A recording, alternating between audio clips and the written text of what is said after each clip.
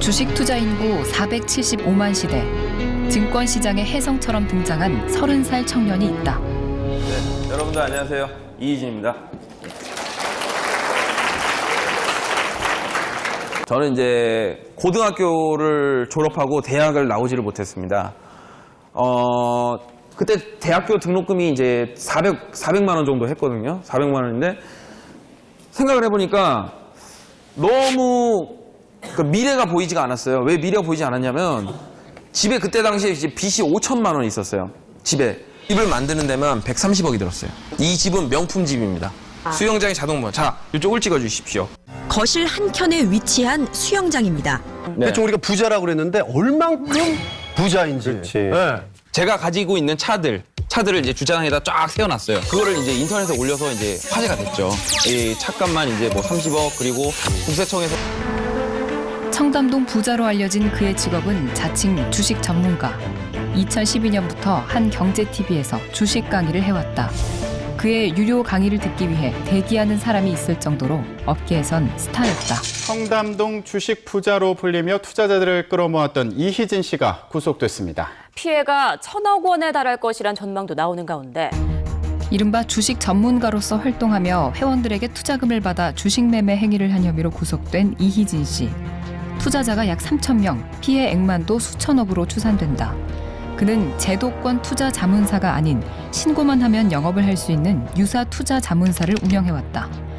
유사 투자 자문사는 투자 정보를 제공하거나 영업 활동을 할 수 있지만 투자자의 자금을 받아 매매를 하는 행위는 금지돼 있다.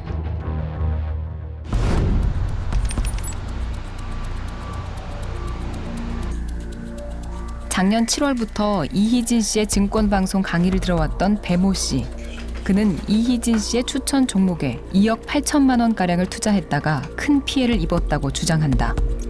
이렇게 해가지고 2억 9천 가까이 되는 금액이 손실 금액이 요 정도 금액인데 9천이요? 예, 근데 지금 이제 이진 씨한테 매수했던 종목 중에 거래가 되고 있는 종목이 한 종목도 없어요. 그러니까 어떻게 보면 이건 이제 시세를 적기는 적은 건데 결과론적으로는 영원이나 마찬가지인 거죠. 이희진 씨가 앞으로 2배, 3배 이상 오를 종목이라고 추천했던 한 화장품 회사의 주식. 그의 말을 믿고 투자했는데 주식을 사자마자 주가가 떨어졌다고 한다. 매수 당시 17만 원이었던 금액이 약 3개월 만에 8만 원대로 반토막이 난 것. 그러나 이희진 씨는 40만 원까지 오를 주식이니 걱정 말라 했다고 한다. 이게 뭐 시간이 지날수록 금액은 자꾸 떨어지고 또 네이처 같은 경우에는 뭐 그 도박설에 정문 회장이 연루돼가지고 그런 말도 있었지 않습니까? 근데 그 와중에도 또 주식을 팔았거든요, 우리한테. 물타기를 한번 하자. 한번 하면 어차피 나랑 정은홍 회장이랑은 형 동생 하는 사이이기 때문에 다 알고 있다.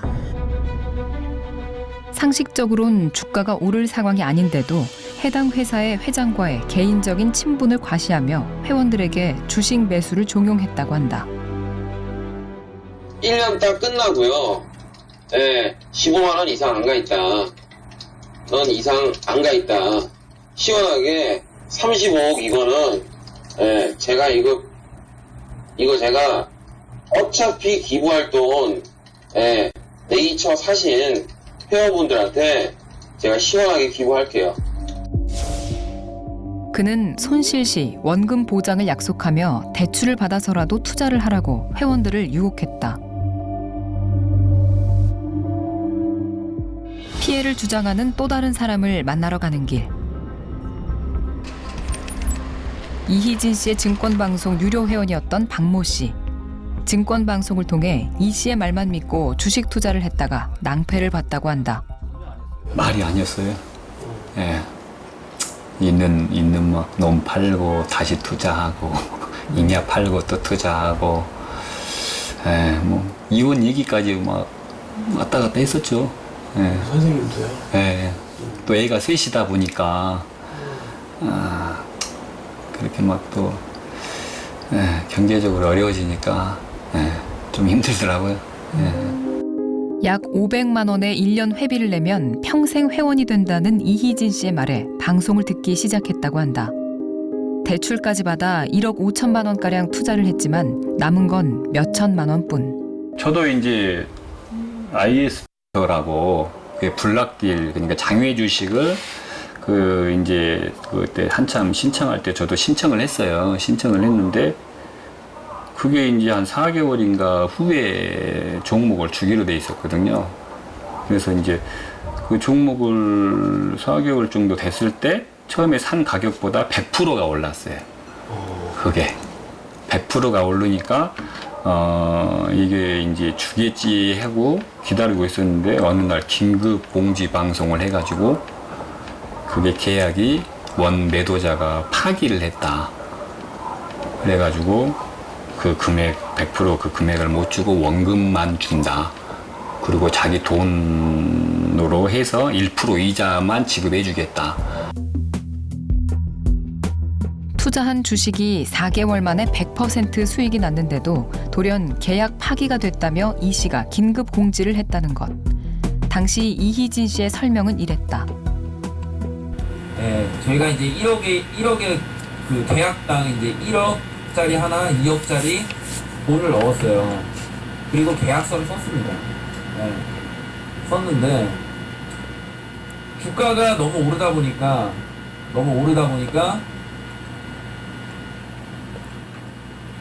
계약금을 물어주고 지네들이 그냥 팔면 더 수익이 나는 거예요.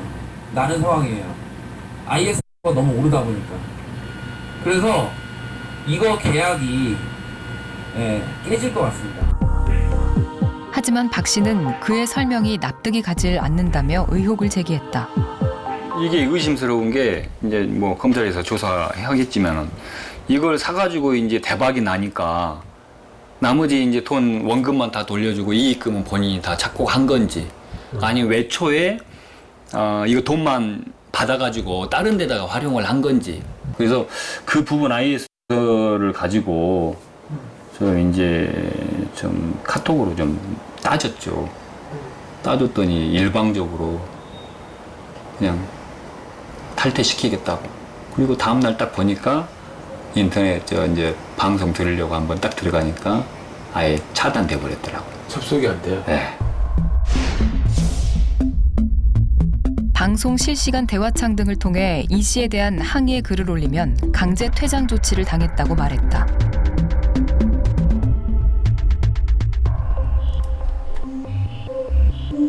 한 증권사에서 근무하고 있는 최우혁 씨.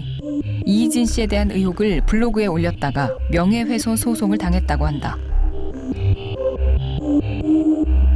네, 제가 글을 올린 지 얼마 안 돼서 그러니까 저희 회사로 이제 공문이 날라왔는데 팩스로 예, 뭐 제가 허위로 자기 회사를 비방하고 뭐 모욕했다 뭐 이런 내용으로 이제 보내서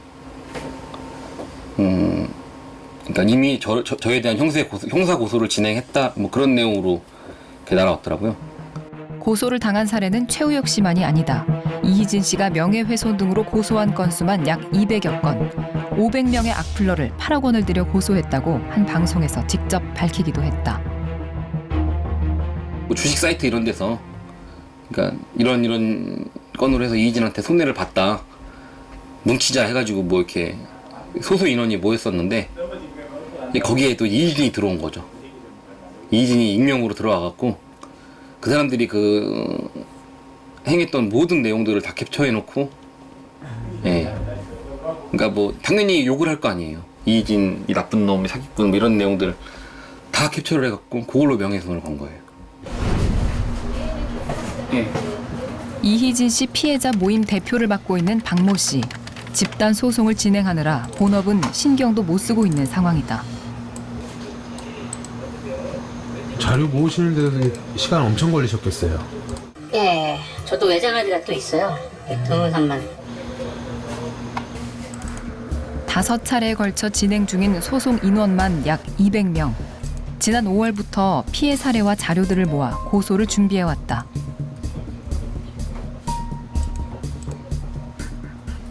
이희진이 이제 2014년 한 7월, 8월 정도에 이제 스카이라인이라는 자기 회사로 돈을 입금받아요. 그 이후에 이제 미래 공모 투자였었어요, 처음에는. 근데 나중에 이제 회원들 계속 물어보니까 자기 친동생이 뭐 공동대표로 있다. 그런 식으로 좀 말을 좀 흐리면서 좀 기망을 하더라고요. 그래서 등기부등본을 떼보니까 처음부터 의도적으로 그 자기 동생한테 돈을 입금을 받아서 이제 자기가 어떻게 보면 다 이지 운영을 하고 있는 거죠.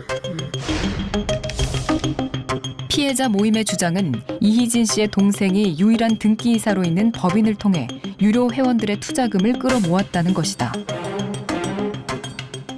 나중에 이제 프라임 투자 파트너스랑 뭐 K론 뭐 인베스트먼트라고 또 다른 회사를 또 차려요. 그래서 거래의 어떤 투명성을 보여주기 위해서 그래서 다른 데랑 같이 경쟁을 해서 그쪽에서 같은 오래 자기가 보증을 하기 때문에 그쪽에서도 거래를 하시라고 그렇게 또 말을 또 해요. 근데 거기도 보면은 K론 인베스트먼트는 이제 어머니 회사고 프라임 투자 파트너스는 이 친구라고 다 어떤 친인척 관계, 그 지인 관계 그런 회사들이었어요. 취재진은 먼저 이희진 씨가 대표로 등기돼 있는 법인의 소재지를 찾아가 봤다.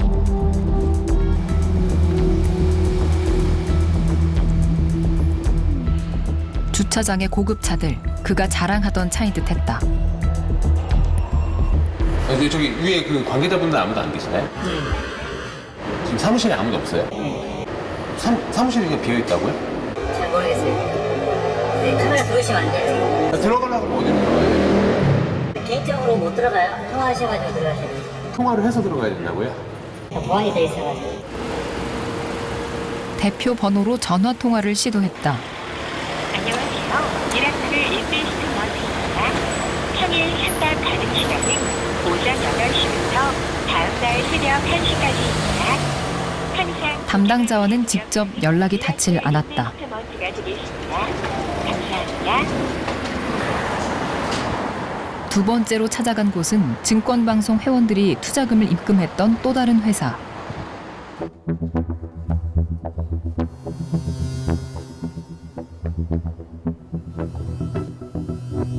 이곳은 이희진 씨의 동생이 대표로 있는 회사다.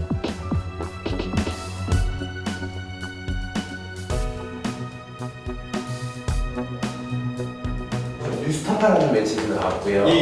그 저기 좀 그 이번 사건 관련해가지고 몇 가지 여쭈려고. 제가 매체 인터뷰 나가거든요. 죄송하지만 지금 그 뒷분도 안 계시거든요. 지금 분위기 안 좋아서요? 네네 그렇긴 하죠. 나중에 저희가 곧 마무리 같아요. 그때 저희가 마무리된다는 거는 회사 입장이 마무리된다는. 네. 아니 설명을 주세요. 자 저희가 곧 되니까 연락드리겠습니다. 이번엔 이 씨의 어머니는 대표로, 동생이 감사로 있던 법인을 찾아가 봤다. 이곳 역시 유료 회원들로부터 투자금을 받은 곳이다. 이 씨의 어머니는 만나지 못했고 대신 사무실 임대업자를 만날 수 있었다. K론 인베스트먼트라고요? 예, 여기 등록돼 있는 명칭도 마찬가지. 잠깐만요. 네. 확인 결과 등기부 등본상 주소지를 해놨을 뿐 별도의 직원은 없었다.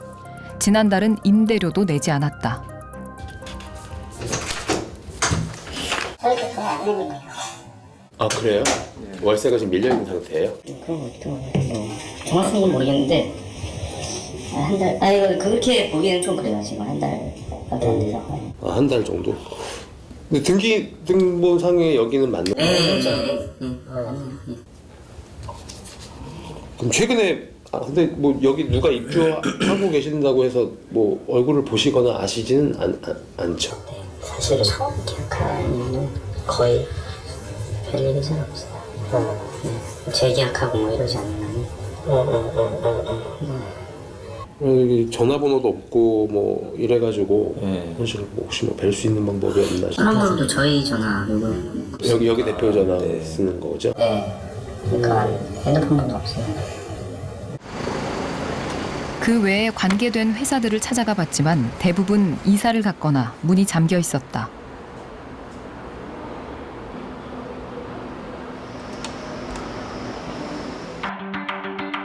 이희진 씨가 회원들로부터 투자금을 유치한 법인은 어머니, 동생이 대표로 있었다.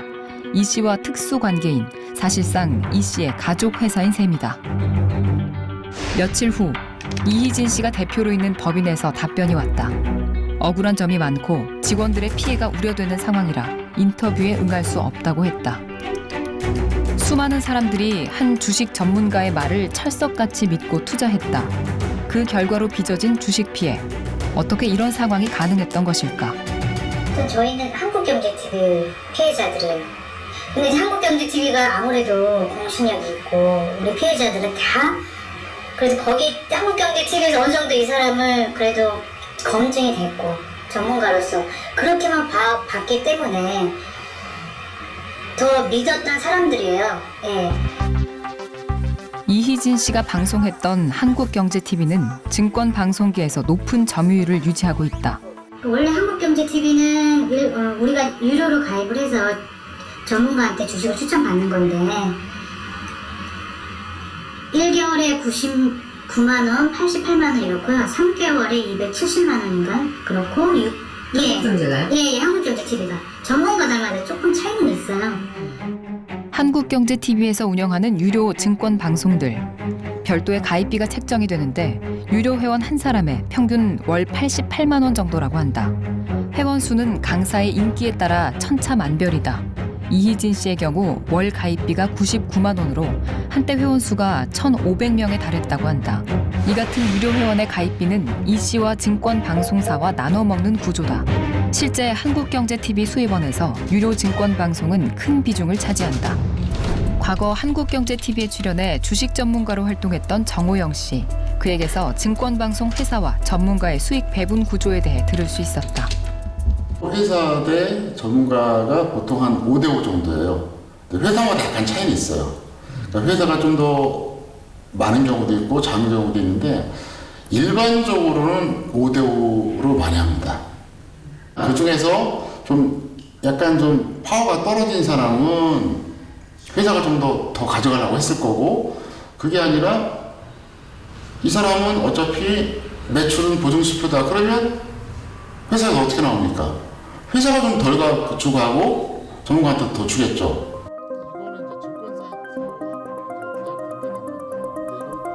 그가 보여준 계약서에선 회사와 전속 전문가가 4대6, 비전속 전문가와는 5대5의 수익 계약으로 되어 있었다. 이게 증권방송이라는 게 참 재밌는 게 뭐냐면 와우넷 말고도 방송사마다 증권방송 이런 게 있잖아요. 이게 참 회사로서 생각하면 말 잘하는 사람이 좋아요. 주식 실력은 둘째예요. 회원수 올려서 일단 매출 올려야 해요. 그게 더 중요해요.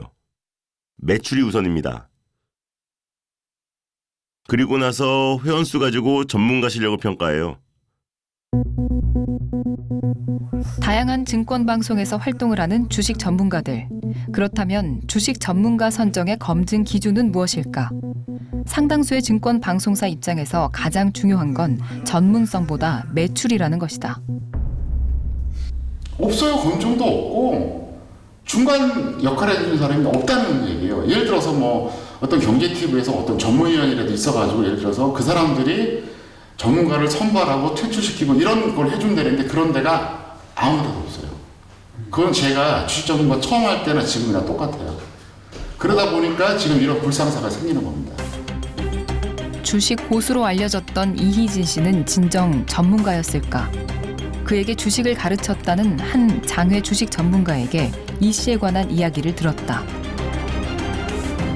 이 친구는 그거예요. 그러니까 초반에 비상장이라 해서 아무것도 몰랐고, 그거를 이제 해달라고 왔고, 근데 이 친구가 제가 처음에 비상장 내면한테 두 가지를 하지 말라 그랬거든요. 하나는 언론에 얘기하지 말아라. 비상장은 장외 주식이기 때문에 이게 그 홍보를 하는 순간 이게 뛰어버리잖아요, 가격이. 네네. 근데 그건 정상적인 가격이 아니잖아요. 네네.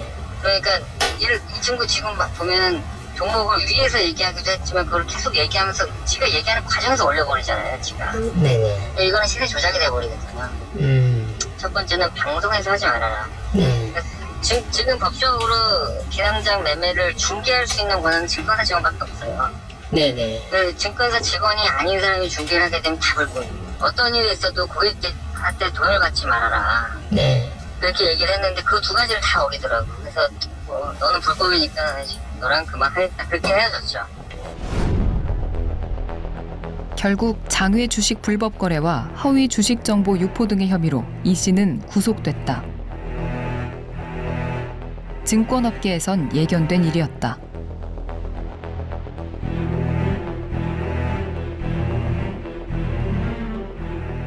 이미 알고 있었어요. 한국경제TV는. 제가 처음 말씀드린 것처럼 다들 알고 있었어요. 얘는 무조건 터진다. 그런데 쉬쉬하고 있었던 거죠. 그래서 저는 그걸 의아했던 거죠. 터질 꼴이면 미리 짜서 상처가 안 커지게 해야지. 왜 이런 놈을 더 데리고 가고. 그거는 100% 문제가 있죠. 아무리 회사 매출이 중요하다고 하지만 투자자들이 진짜 다 노인분들이에요. 증권 전문가를 사칭한 주가 조작꾼에게 돈을 받고 출연을 시켜준 방송사 PD 등이 검찰에 구속 기소됐습니다. 한국경제TV의 증권방송 관련 불미스러운 일은 이번만이 아니다. 2013년 자칭 증권 전문가로부터 금품을 받고 출연시켜준 혐의로 담당 PD가 구속되기도 했다. 우리는 한국경제TV를 보고 들어간 거란 말이에요. 그리고 한국경제TV에서 검증된 사람이라고 믿었고, 그리고 이미 다 주식으로 손해난 사람들의 만회할 수 있다는 말, 너무나 그 방송 중에 자극적인 말을 많이 해가지고 그런 것도 너무 감망한 것 같고, 한국경제TV가. 근데 이제 공신력 있는 이런 전문 방송에서 이렇게 또 밀어주고 또 거기에서 수익률도 제일 좋고 또 회원수도 많고 하니까 이런 전반적으로 봤을 때는 구조적인 문제가 나는 더 크지 않는가. 경제 전문 채널에 대한 방송통신심의위원회 심의 제재 건수는 2012년 13건에서 지난해 52건으로 3년 사이 3배 이상 늘었다. 점점 제재나 시정명령이 이제 쭉 늘어나는 추세에 있긴 한데 중요한 것은 비교적 그런 심의 규정을 위반하고 있는 그 횟수라든지 이런 빈도에 비해서는 규제나 이렇게 지적 같은 것들이 많이 이루어지지 않고 있다는 사실을 발견을 한 거고요. 특히 이제 이희진 씨 같은 경우는 그렇게 오랫동안 상당 기간 출연을 했음에도 불구하고 문제 발언을 많이 했었음에도 불구하고 한 번도 심의 지적을 받은 사실이 없다는 점이 참 의아하게 생각을 했습니다.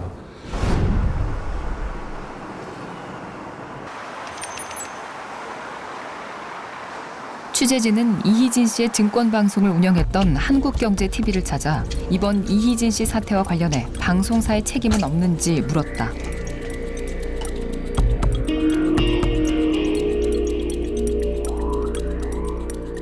네. 기본적으로 이희진 씨하고 저희하고는 관계가 없어요. 그렇기 때문에 관계없는 사람을 계속해서 저희랑 이렇게 연결시켜서 공개되는 거에 대해서는 그렇게 저희가 원하지는 않습니다. 사실 이제 시청자들 입장에서 봤을 때는 플랫폼 제공 자체가 와우넷에서 하는 건데, 그런데 그 수익이, 그 컨텐츠에 대한 수익을 나눠 가지는 구조인데 어떻게 그게 관계가 없다고 얘기하실 수 있죠? 그러니까 문제가 되는 거는 그 미라클 인베스트먼트에서 모집을 한 게 문제가 된 거잖아요. 문제가 되는 거는 비의 문제가 있는 거지 저희 한국경제TV에 있는 게 아니거든요. 와우넷에 있는 게 아니에요. 물론 정확하게 보셨죠, 거기는. 정확하게 아시죠? 그러니까 미라클 인베스트먼트에 있는 거를 왜 한국경제TV와 연결을 시키냐는 거죠. 이번 사태는 이희진 씨 개인의 문제일 뿐 자신들과는 관련이 없다는 입장만 되풀이했다.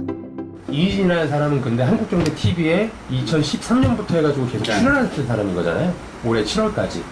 사람들이 이희진이라는 사람의 강의를 듣는 건 와우넷이라는 플랫폼 안에서 들었던 거고. 아닌가요?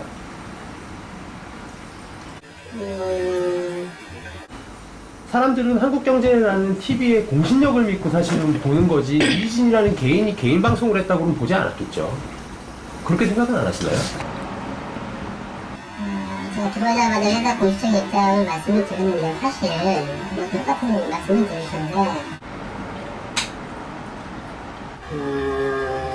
이희진 씨가 저희 방송에 나와서 방송 때 저쪽 웬만한 멘트를 하진 않았었고요. 근데 말씀드린 대로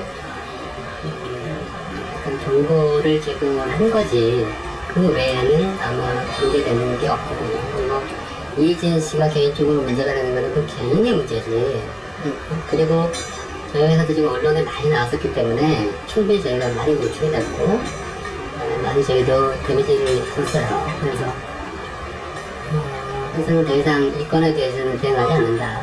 이런 방침이에요. 아무런 통제 장치나 검증도 없이 한 사람의 증권 방송이 나가는 사이 수많은 피해자와 피해액이 발생했다. 시급히 대안이 마련되지 않는다면 제2, 제3의 이희진이 또 나올지는 아무도 모를 일이다. 이희진 씨가 물론 개인적으로 비리를 통해서 투자자들에게 피해를 입혔지만 거기에 방송도 한몫을 했다고밖에 볼 수 없어요. 그러니까 방송이 그 책임으로부터 자유로울 수 없다는 거죠. 왜냐하면 방송 매체가 이희진 씨를 그렇게 괴물로 만들어 놨어요. 근본적인 해결을 위해서는 방송사들이 스스로 자발적인, 자의적인 또는 자율적인 검증 시스템, 출연진 검증 시스템을 만들도록 해야 되고, 그렇게 하기 위해서는 출연자들을 통해서 나타나는 여러 가지 부작용들이나 피해들을 방송사도 함께 연대해서 책임질 수 있도록 하는 구조를 만들어줘야만, 제도적이든 법적이든 그런 제도적 법적 장치가 마련돼야만 방송사들이 책임 있는 출연진 검증 시스템을 갖추고 운영할 수 있게 된다는 거죠.